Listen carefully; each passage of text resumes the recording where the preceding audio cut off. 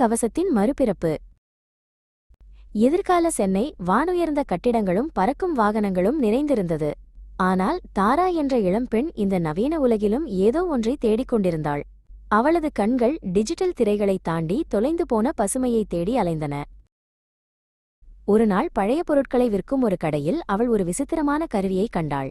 அது ஒரு பழங்கால களிமண் தட்டு போல இருந்தது. ஆனால் அதில் மினுமினுக்கும் ஒளிகள் இருந்தன. இது என்ன என்று அவள் ஆச்சரியப்பட்டாள்.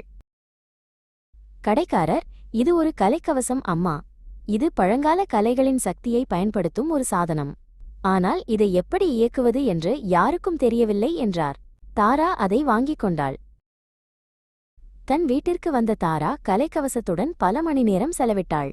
அவள் அதை தொட்டபோது ஒரு மெல்லிய அதிர்வு அவளது கைகளில் பரவியது. திடீரென தட்டின் மையத்தில் ஒரு ஒளி தோன்றியது. அந்த ஒளியில் ஒரு பழங்கால நடனத்தின் உருவம் தோன்றியது. ஒரு பரதநாட்டிய கலைஞர். அவரது அசைவுகள் மென்மையாகவும் சக்தி வாய்ந்ததாகவும் இருந்தன. தாரா வியந்து போனாள்.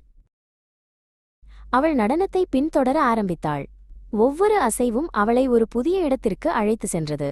அவள் ஒரு பசுமையான காட்டில் பறவைகளின் ஒலியை கேட்டாள். மலர்களின் வாசனையை உணர்ந்தாள்.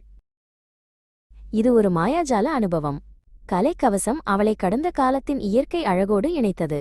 நகரத்தின் இரைச்சல் மறைந்து நதியின் ஓசையும் காற்றின் சலசலப்பும் கேட்டன. தாரா இந்த அனுபவத்தைப் பற்றி தன் நண்பர்களிடம் கூறினாள். முதலில் அவர்கள் நம்பவில்லை. ஆனால் அவள் கலைக்கவசத்தை இயக்கி அவர்களுக்கு காட்டினாள். அவர்களும் இயற்கையின் அழகை உணர்ந்தனர். மெல்ல மெல்ல நகரத்தின் மக்கள் கலைக்கவசத்தின் சக்தியை புரிந்து கொண்டனர். அவர்கள் தங்கள் வீடுகளிலும் பொது இடங்களிலும் சிறிய பசுமைப் பகுதிகளை உருவாக்க ஆரம்பித்தனர். தாரா ஒரு புதிய எதிர்காலத்திற்கு வழிவகுத்தாள்.